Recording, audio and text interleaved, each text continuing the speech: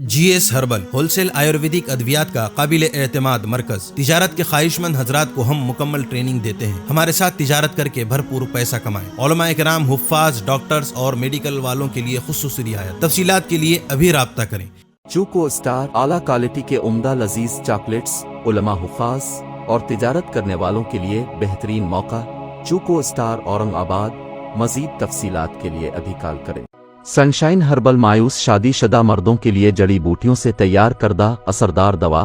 اس کے علاوہ وزن بڑھانے اور موٹاپا کم کرنے کے لیے لاجواب دوائیں انڈیا میں کہیں بھی حاصل کرنے کے لیے ابھی کال کریں۔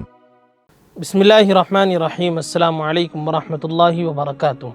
محترم ناظرین اکرام، تحفظ دین میڈیا میں آپ کا استقبال ہے، خیر مقدم ہے۔ ہمارے خصوصی شو پرائم ٹائم میں ہوں آپ کو دوست ابرار الحق۔ ناظرین، کرناٹک کی نئی حکومت میں مسلمانوں کو کتنا فیصد حصہ دیا جانا چاہیے یا نہیں دیا جانا چاہیے، اس سوال پر ایک ایسا مباحثہ شروع کرنے کی کوشش کی جا رہی ہے جس کا مقصد سوائے اس کے کچھ نہیں ہے کہ مسلمانوں کو ذہنی اور نفسیاتی کشمکش میں مبتلا کیا جائے۔ بلا شبہ مسلمانوں نے کانگریس کی جیت میں اہم کردار ادا کیا ہے، اور اس کردار کی بنیاد پر کانگریس کے لیے لازمی ہے کہ وہ مسلمانوں کو نظر انداز نہ کریں۔ انہیں کابینہ میں وہ جس تعداد میں چن کر بھی آئے ہیں اسی کی مناسبت سے انہیں حصہ دیں۔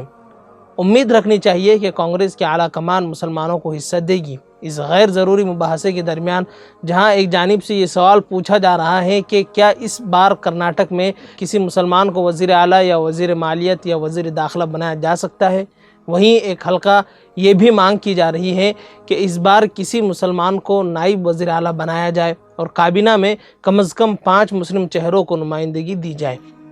ناظرین، کانگریس کے ٹکٹ پر 9 مسلمان چن کر اسمبلی میں پہنچے ہیں، اس لیے یہ مطالبہ ہے کہ 9 میں سے 6 ممبران کو بڑی ذمہ داریاں دی جائیں۔ کیا واقعی مناسب ہے؟ اس سوال پر انہیں جو اس طرح کا مطالبہ کر رہے ہیں غور کرنا چاہیے، اور کانگریس کی اعلیٰ قیادت کو بھی غور کرنا چاہیے کہ کیوں نہ اس بار کابینہ میں مسلمانوں کو زیادہ سے زیادہ نمائندگی دی جائے۔ کانگریس کی اعلیٰ قیادت کو چاہیے کہ وہ اپنے منتخب مسلم ممبران اسمبلی سے اس سلسلے میں گفت و شنید کریں اور کسی بیرونی شخص یا اشخاص کو یا باہری عناصر کو مداخلت نہ کرنے دیں، کیونکہ بیرونی عناصر پر بھروسہ نہیں کیا جا سکتا۔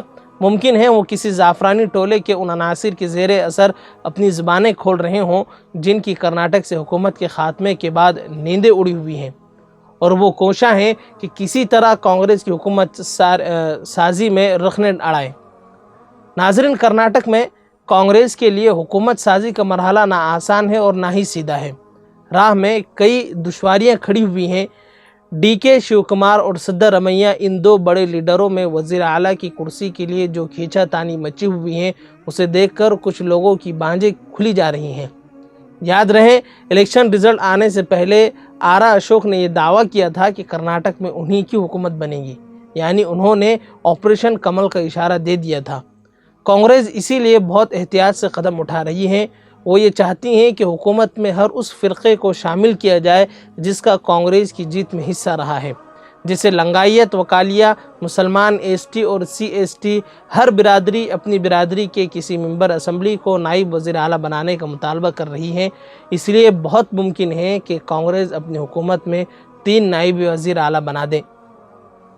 یدی یورپا جب وزیر اعلیٰ تھے تب ان کی حکومت میں 3 نائب وزیر اعلیٰ تھے، لہٰذا اگر کانگریس نے بھی ایسا کیا تو اس پر کوئی بھی سیاسی پارٹی اعتراض نہیں کر سکے گی۔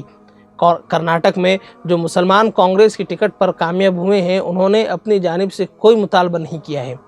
بیلگاوی کے رکن اسمبلی آصف سیٹھ نے ایک مطالبہ ضرور کیا ہے، لیکن وہ کسی مسلم رکن اسمبلی کو نائب وزیر اعلیٰ بنانے کا نہیں بلکہ کرناٹک پردیش کانگریس کے کارگزار صدر ستیش جرکی ہولی کو نائب وزیر اعلیٰ بنانے کا ہے۔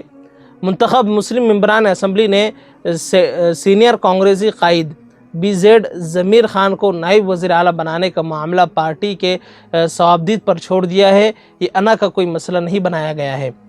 دلچسپ بات یہ ہے کہ جن حلقوں کی طرف سے کابینہ میں زیادہ سے زیادہ مسلم نمائندگی کی بات کی جا رہی ہے یا وزیر اعلیٰ اور نائب وزیر اعلیٰ بنانے کی مانگ کی جا رہی ہے، ان کا کرناٹک میں کانگریس کی جیت میں کوئی عملی حصہ نہیں ہے، بلکہ یہ بات سامنے آ رہی ہے کہ یہ زعفرانی ٹولے کر رہے ہیں، اور الیکشن کے دوران کی یہ پوری کوشش رہی ہے کہ کانگریس نقصان اٹھائے اور بی جے پی کو فائدہ پہنچے۔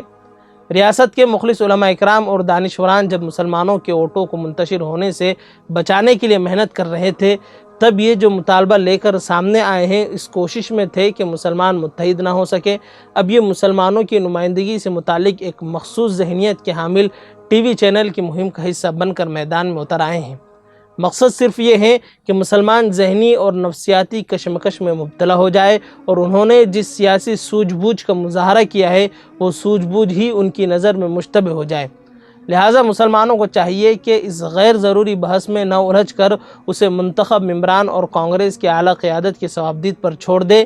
فی الحال توجہ اس بات پر ضروری ہے کہ سابقہ حکومت میں جو باحجاب بچیاں تعلیم سے محروم ہوئی تھیں انہیں تعلیم گاہوں تک کے پہنچایا جائے، اور جن غریبوں کی روزی روٹی چھینی گئی ہیں معاشی بائیکاٹ کر کے یا ملازمتیں چھین کر وہ دوبارہ اپنے قدموں پر کھڑے ہو جائیں۔ اور کانگریسیوں کو چاہیے کہ وہ ایسی سرکار بنائے جس کی بنیاد پر ان پر اگلے الیکشن میں اعتماد کیا جا سکتا ہے۔ خیر ناظرین، اللہ ہم سب کا حامی و ناصر ہو۔ پھر انشاءاللہ ملاقات ہوگی۔ السلام علیکم ورحمۃ اللہ وبرکاتہ۔